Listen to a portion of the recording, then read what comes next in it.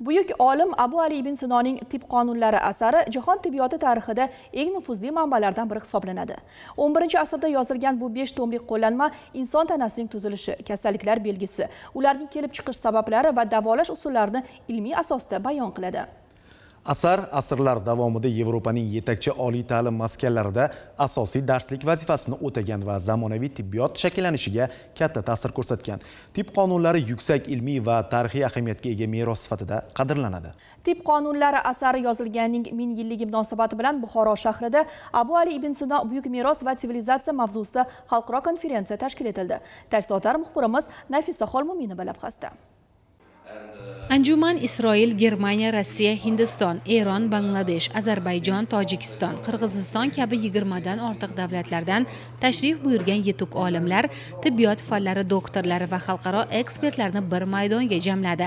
Dasturda 10 dan ziyod ilmiy amaliy seksiyalar, mahorat darslari, uchrashuvlar va muhokamalar o'rin oldi. Anjumanning barcha rasmiy tadbirlari Abu Ali ibn Sino nomidagi Buxoro davlat tibbiyot institutida keng qamrovli press-konferensiya, ilmiy muhokamalar va taqdimotlar tarzida bo'lib o'tdi.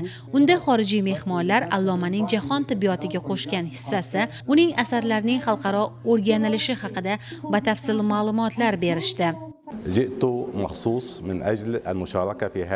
Bugungi anjumanda Abu Ali ibn Sinoning sa'y-harakatlari bo'yicha ilmiy ish bilan ishtirok etayotganimdan xursandman. Ibn Sino tibb sohasidagi bilimlardan til fanlariga xizmat qilgani uchun inson anatomiyasi va inson tizimlari sohasidagi bilimlari orqali boshqa hech bir arab olimi erisha olmagan aniq lingvistik ma'lumotlarga erisha oldi. U tibbiy va anatomik nuqtai nazardan xususan inson a'zolari haqida gapirgan va o'z davrida yangi bo'lgan va bugungi kunga qadar tadqiqotchilar tomonidan qo'llanayotgan haqiqatlarga erisha oldi.